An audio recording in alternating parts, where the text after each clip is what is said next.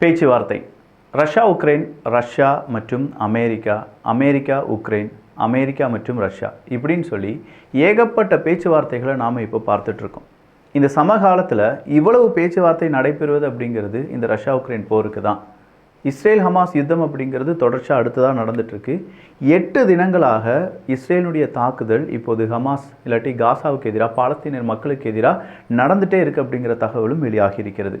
இன்றைய ஒரு தாக்குதலில் மட்டுமே 25லேருந்து 30 நபர்கள் கொல்லப்பட்டிருக்கலாம் அப்படிங்கிறது கிடைத்திருக்கக்கூடிய தகவல். இஸ்ரேல் ஹமாஸ் இந்த யுத்தம் காரணமாக கொல்லப்பட்டவர்களுடைய எண்ணிக்கை 50,000 கடந்து விட்டது என்பதும், அது காசா மக்களுடைய ஜனத்தொகை அதில் 2லேருந்து 3% என்பதும் குறிப்பிடத்தக்கது. இதெல்லாம் தாண்டி இப்போ ரஷ்யா உக்ரைன் போரில் ஏதாவது ஒரு எண்ட் கார்டு வருமா, அமெரிக்கா ஏதாவது முயற்சிகளை எடுத்து நல்ல ஒரு சீஸ்ஃபயர் உருவாக்குவாங்களா அப்படிங்கிற எதிர்பார்ப்புடன் தான் இந்த பேச்சுவார்த்தை எல்லாமே சவுதி அரேபியாவில் நடைபெற்று கொண்டிருக்கிறது என்பது நமக்கு தெரிஞ்ச விஷயம்தான். அப்படின்னா அதில் நடந்த அப்டேட் என்ன, வேறு என்ன முக்கியமான நிகழ்வுகள் இன்றைய தினம் நடந்திருக்கு அப்படிங்கிற கம்ப்ளீட் இன்ஃபர்மேஷனை இந்த ஒரு பதிவில் பார்க்க போகிறோம். நான் உங்கள் விக்கி, இது உங்கள் தமிழ் விதை. ஷார்ட்டாக கொஞ்சம் செய்திகள். புதன்கிழமை யாரும் மறந்துடாதீங்க, நாளைய தினம் அதாவது புதன்கிழமை ஒரு பர்டிகுலர் டைம் நம்ம குரூப்பில் போட்டுருவோம். வாட்ஸ்அப் குரூப்புக்கான லிங்க் கீழே இருக்குது. ஒரு 6 குரூப் இருக்குது. ஏதாவது ஒரு குரூப்பில் ஜாயின் பண்ணிக்கோங்க. இதுவரையிலும் நம்ம பார்க்காத நம்ம குழந்தைகளுக்கு தேவையான குட்டி லைப்ரரி உருவாக்குவதற்கான முயற்சியில் நம்ம எல்லாருமே சேர்ந்து ஈடுபட்டு இருக்கோம். அதுக்கான புத்தகங்கள் அந்த குரூப்பில் ரிலீஸ் செய்வோம். வேணுங்கிறவங்க நம்ம கிட்ஸ் பெஸ்டி போய் வாங்கிக்கலாம். அதுக்கான டைமிங், எந்த மாதிரியான புத்தகங்கள் வரப்போகுது அப்படிங்கிற கம்ப்ளீட் டீட்டெயில்ஸ் எல்லாமே அந்த குரூப்பில் தான் நம்ம ஷேர் பண்ணுவோம். ஏதாவது ஒரு குரூப்பில் ஜாயின் பண்ணி வச்சுக்கோங்க.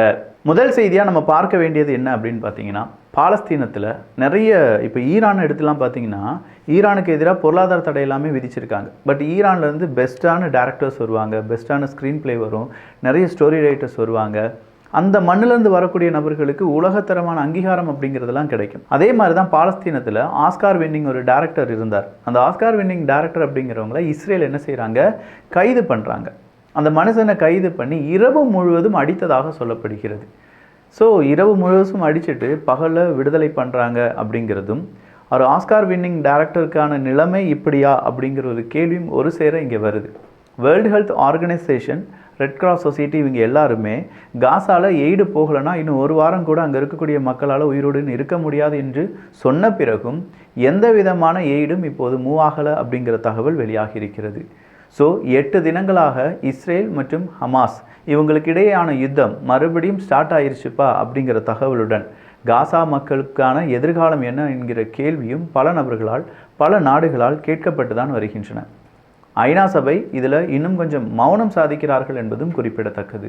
டொனால்டு ட்ரம்ப் அவர்கள் வந்ததிலிருந்து ஐநா சபையினுடைய பேச்சு மூச்சு இல்லாமல் ஐநா சபை இருக்கிறது என்பதும் இப்போது பரவலாக வரக்கூடிய குற்றச்சாட்டு தான். அடுத்ததாக சிக்னல் அப்ளிகேஷன் எல்லாருமே யூஸ் பண்ணியிருப்போம். ஒன்ஸ் யூஸ் பண்ணிவிட்டு நம்மளாம் அன்இன்ஸ்டால் பண்ணியிருப்போம். பட் அந்த அப்ளிகேஷனில் இராணுவ ரகசியங்களை கசிய விட்டார்கள் அமெரிக்காவினுடைய டிஃபென்ஸை சார்ந்த முக்கியமான அதிகாரிகள். அதுவும் ஒரு ஜேர்னலிஸ்ட்டுக்கு அந்த இராணுவ ரகசியங்கள் எல்லாமே கொடுக்கப்பட்டு விட்டது. இதுக்கு மேலே என்னப்பா அமெரிக்காவில் நடக்கக்கூடிய பெரிய கூத்து அப்படின்னு சொல்லி கேள்வியாக வந்திருக்கிறது. எலன் மஸ்க் அவர்கள் சொல்கிறாங்க, இல்லை இது ஆல்ரெடி எங்களுக்கு தெரியும் இந்த மாதிரியான லீக்லாம் நடக்கும் அப்படின்னு சொல்லி, ஆனாலும் அதற்கான விசாரணை நாங்கள் செஞ்சுருக்கோம் அப்படின்னு சொல்லி எலன் மஸ்க் அவர்கள் சொல்கிறார். எலன் மஸ்க் அவர்கள் டோஜ் அப்படிங்கிற கமிட்டியினுடைய தலைவராக இருப்பதனால் இந்த மாதிரியான விஷயங்கள் நாட்டுக்கு பெரிய இழப்பை ஏற்படுத்துவதால் அவர் நேரடியாக அவருடைய கட்டுப்பாட்டில் இதை விசாரித்து வருவதாகவும் செய்திகள் வெளியிடப்பட்டிருக்கின்றன. ஆனால் என்ன, காங்கிரஸ் சபையிடம் இதை பற்றி விளக்கம் கொடுப்பதற்காக இந்த வாரத்தில் எல்லாருமே கூடுகிறார்கள். ஸோ அமெரிக்காவினுடைய இந்த டிஃபென்ஸ் சம்பந்தமான அதிகாரிகள் அவங்களுடைய லீக் டேட்டா அப்படின்னு சொல்லும்போது அமெரிக்காவுக்கு இது பெரிய தலைகுனிவு தான். இதே மாதிரி ஏகப்பட்ட டேட்டா இனி வரும் காலத்தில் லீக் ஆகிறதுக்கான வாய்ப்புகள் இருக்குது அப்படின்னு சொல்லப்படுது. டர்ட்டி 15 அப்படின்னு சொல்லக்கூடிய ஒரு வேர்டை யூஸ் பண்ணுறாங்க அமெரிக்கா. இந்த டர்ட்டி 15 அப்படின்னு சொல்லும்போது நாடுகளுடைய எண்ணிக்கையாக இருக்கலாம், இல்லாட்டி அவங்களுடைய பொருளாதார எண்ணிக்கையாக இருக்கலாம். அமெரிக்கா யூஸ் பண்ணுறதுனால கிட்டத்தட்ட ஒரு 15 நாடுகளுக்கு எதிராக வரலாறு காணாத அளவுக்கான வரி விதிப்பு அப்படிங்கிறத அமெரிக்கா செய்ய போவதாக செய்திகள் வெளியாகி இருக்கின்றன.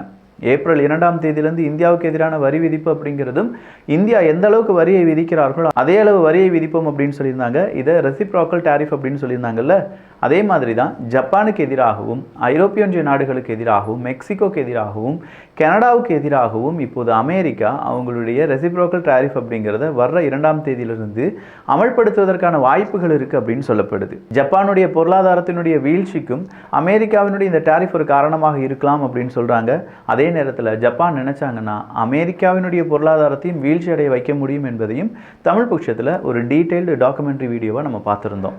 தமிழ் பட்சத்தில் வரக்கூடிய அந்த வீடியோ அதே மாதிரியான பல வீடியோக்கள், நைஜரா இருக்கட்டும், இன்னும் ஏகப்பட்ட வீடியோக்கள், ரொம்ப முக்கியமான வீடியோக்கள், அதெல்லாம் பார்க்கலன்னா தயவு செஞ்சு பார்த்துருங்க. துருக்கியினுடைய இஸ்தான்புல் மேயர் அப்படிங்கிறவர் கைது செய்யப்பட்டார். அவருக்கு ஆதரவாக ஏகப்பட்ட குரல்கள் ஒலித்த வண்ணம் இருக்கின்றன. இன்னைக்கு துருக்கியினுடைய ஆப்போசிட் லீடர் என்ன செய்கிறார்னா, இஸ்தான்புல் மேயரை பார்ப்பதற்காக சிறைக்கு செல்ல போகிறார் அப்படிங்கிற தகவல் வெளியாகி இருக்கிறது. சைனா அப்படின்னு சொல்லும்போது அவங்க கிட்ட இருக்கக்கூடிய ரேர் எர்த் எலமெண்ட்ஸை பற்றி தான் இப்போ எல்லாருமே பேசிகிட்டு இருக்காங்க. அமெரிக்கா இந்த உக்ரைன் கூட பேச்சுவார்த்தை நடத்துவதற்கான காரணமும், உக்ரைனுக்கு சீஸ்ஃபயரை ஏற்படுத்தினால் அமெரிக்காவுக்கு என்ன லாபம் கிடைக்கும் அப்படிங்கிறது நமக்கு தெரியும். ரெண்டுக்குமே ஒரே ஆன்சர் தான், அதுதான் ரேர் எர்த் எலமெண்ட் இல்லாட்டி மைனிங் டீல். இந்த மைனிங் டீலுக்காக தான் அமெரிக்கா கடுமையாக உழைச்சிட்டு இருந்தாங்க. பட் என்ன, அந்த மைனிங் டீலுக்கான அந்த ஒரு பேச்சுவார்த்தை இன்னும் முடியலை. அப்போ இதே மாதிரியான ஒரு நிலைமையில தான் ஐரோப்பிய ஒன்றியமும் இருந்து வருகிறது என்கிற தகவல் நமக்கு கிடைச்சிருக்கு. ஸோ ஐரோப்பிய ஒன்றியம் என்ன செய்கிறாங்கன்னா, அவங்களுடைய இந்த கிரிட்டிக்கல் இல்லாட்டி ரேர் எர்த் எலமெண்ட்ஸை கண்டுபிடித்து அதை மைனிங் பண்ணுறதுக்கான ப்ராஜெக்டை இனிஷியேட் பண்ணணும். எப்போ பார்த்தாலும் நம்ம சீனாவையே நம்பிட்டு இருக்கக்கூடாது, எனவே நமக்கான அந்த ப்ராஜெக்டை இனிஷியேட் பண்ணணும் அப்படின்னு சொல்லி அதை வேகமெடுத்து இருக்கிறார்கள் என்கிற தகவல் வெளியாகி இருக்கிறது. ஸோ ரேர் எர்த் எலமெண்ட்ஸ் தான் அடுத்ததாக இந்த உலகத்தினுடைய முக்கியமான பேசு பொருளாக இருக்கிறது. அடுத்ததாக ஃப்ளோரிடா தான்.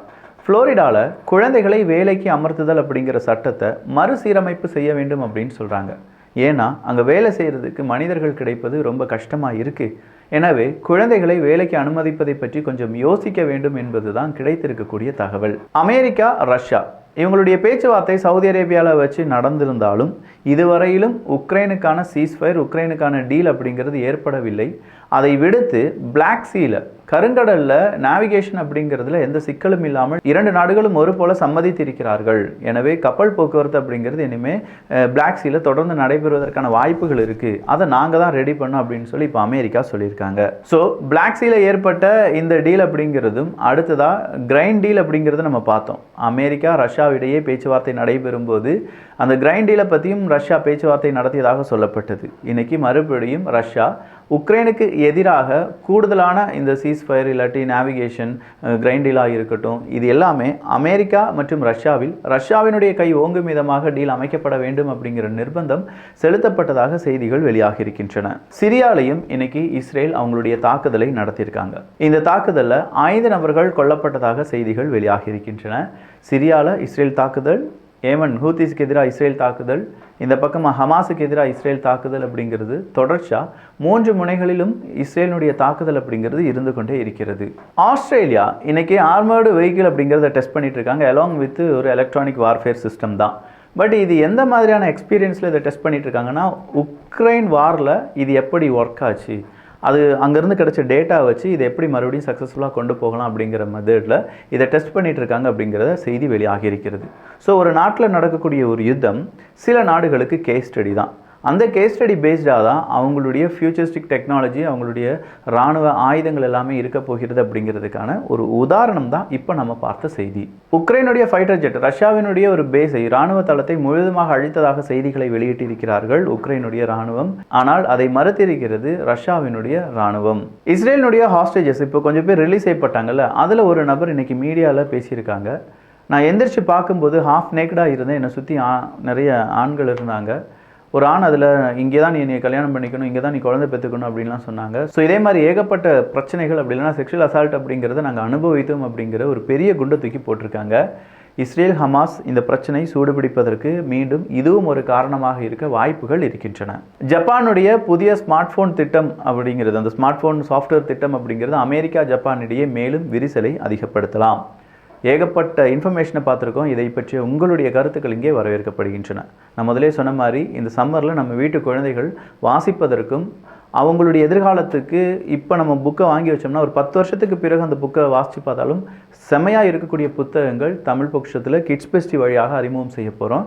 விலை ரொம்பவே மலிவாக இருக்கும். அதுக்கு நீங்கள் செய்ய வேண்டியது அந்த குரூப்பில் ஜாயின் பண்ணிக்கோங்க. அடிக்கடி அப்டேட்லாம் கொடுக்க மாட்டோம், ஏன்னா குரூப்பை அப்படி அனாயின் பண்ணுறதுக்கு விரும்பலை. பட் நல்ல அப்டேட் இந்த டைமில் நாங்கள் இந்த புக்கை ரிலீஸ் பண்ண போகிறோம் அப்படிங்கிற அப்டேட் எல்லாமே அந்த குரூப் வழியாக தான் இருக்கும். அதுக்காகவே அந்த குரூப்பில் ஜாயின் பண்ணி வச்சுக்கோங்க. இன்றைக்கி உங்களுடைய அந்த புத்தகம் கிடைக்கல, இல்லாட்டி உங்களுக்கு இன்னும் நிறைய பேர் ஒரு 6000-10,000 பேர் ஒரே நேரத்துக்கு வரும்போது ஒரு 100லேருந்து 150 பேருக்கு தான் அந்த புத்தகங்கள் கிடைப்பதற்கான வாய்ப்புகள் இருக்குது. ஸோ நெக்ஸ்ட் டைம் அதே மாதிரியான புத்தகங்கள் வரும்போது மறுபடியும் அப்லோட் பண்ணுவோம். ஸோ இந்த இடத்துல இதை ஒரு போட்டியாக பார்க்காம நம்ம வீட்டு குழந்தைகளுடைய எதிர்காலத்துக்கான ஒரு சின்ன இன்வெஸ்ட்மெண்ட்டாக பார்த்துக்கோங்க. நல்லதை பகிர்ந்து நல்ல சமுதாயத்தை உருவாக்குவோம். நன்றி, வணக்கம்.